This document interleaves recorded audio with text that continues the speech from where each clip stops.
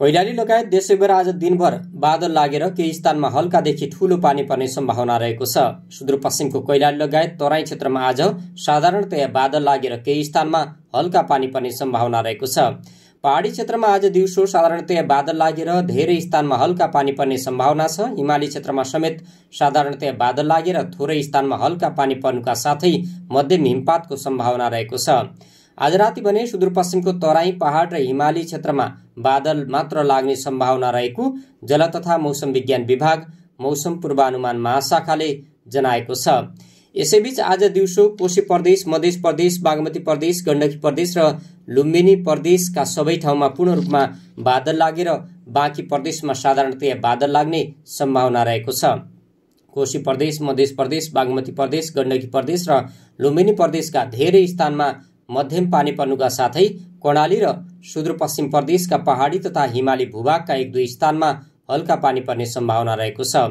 कोशी प्रदेश, मध्य प्रदेश र बागमती प्रदेशका थोरै स्थानमा तथा लुम्बिनी प्रदेशका एक दुई स्थानमा ठूलो पानी पर्ने सम्भावना रहेको छ।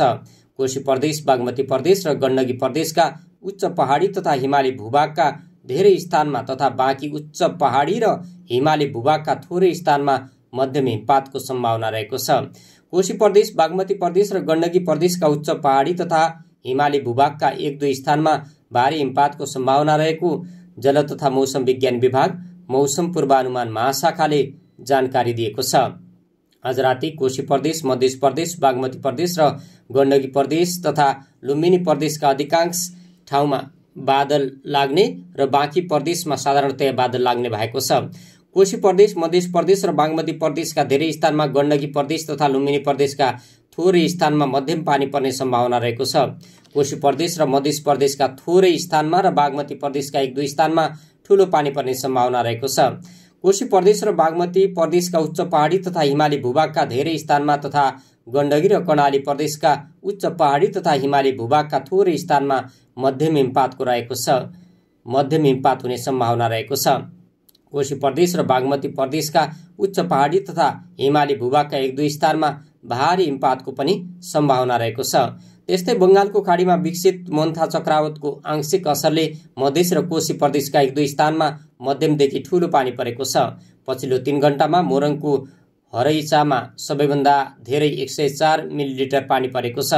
त्यसैगरी सप्तरीको बरमझियामा 57.4 मिलिलिटर पानी मापन भएको छ। जल तथा मौसम विज्ञान विभाग मौसम पूर्वानुमान महाशाखाका अनुसार मोन्था चक्रवातको प्रणाली आज कोशी र मध्य प्रदेशमा केन्द्रित हुनेछ। यसको प्रभावले आज पनि कोशी र मधेसका केही स्थानमा ठूलो पानी पर्ने पूर्वानुमान रहेको छ।